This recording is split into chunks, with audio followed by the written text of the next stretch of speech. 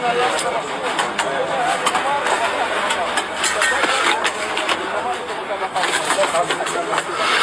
يا محمد اطلع، هذا تأخر يا جماعة، واحد ينزل يشوفه، ينزل ينادي عليه، شوفوا له هذا نطلع احنا ايه؟ محمد يا محمد تعال شوفوا محمد يا ناس، ماله هذا؟ تعال يا محمد. خير شو في خير محمد.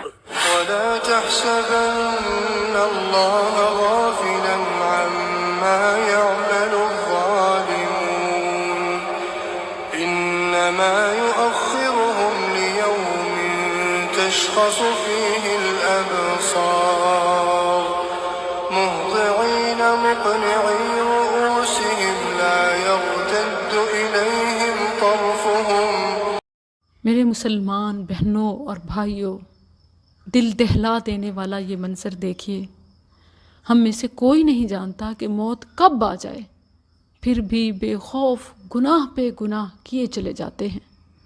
اس کلپ میں دیکھیے کہ ایک بیٹا لوگوں کو یہ کہہ کر باپ کی قبر میں اترا کہ آخری دیدار کر لوں، پھر ساری جائیداد اپنے نام کرانے کے لیے باپ کے ہاتھ کا انگوٹھا لگانے ہی والا تھا کہ اپنی موت کا فرشتہ آ گیا.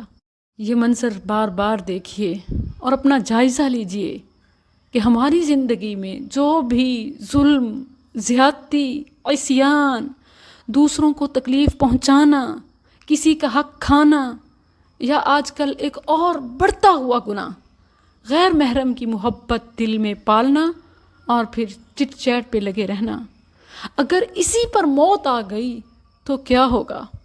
یاد رکھیے کہ ہمیں صفائی کا موقع بھی نہیں ملے گا، ہمیں اپنے حق میں بتانے کے لیے کہ میں کیوں کر رہی تھی یہ گناہ، میں کیوں کر رہا تھا یہ گناہ، اس کا موقع بھی نہیں دیا جائے گا.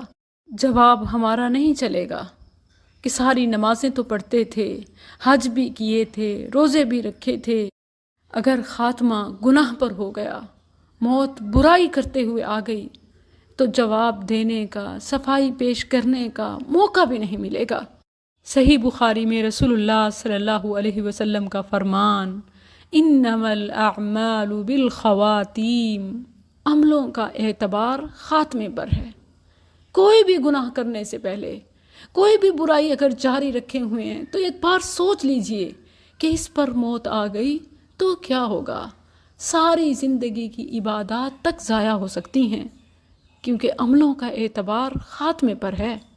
صحیح مسلم میں رسول اللہ صلی اللہ علیہ وسلم کا یوں فرمان ہے، یبعث کل عبد علی ما مات علیہ، روز قیامت انسان وہی کام کرتے ہوئے اٹھایا جائے گا، رب کے ہاں پیش ہوگا جس پر اس کی موت آئی تھی.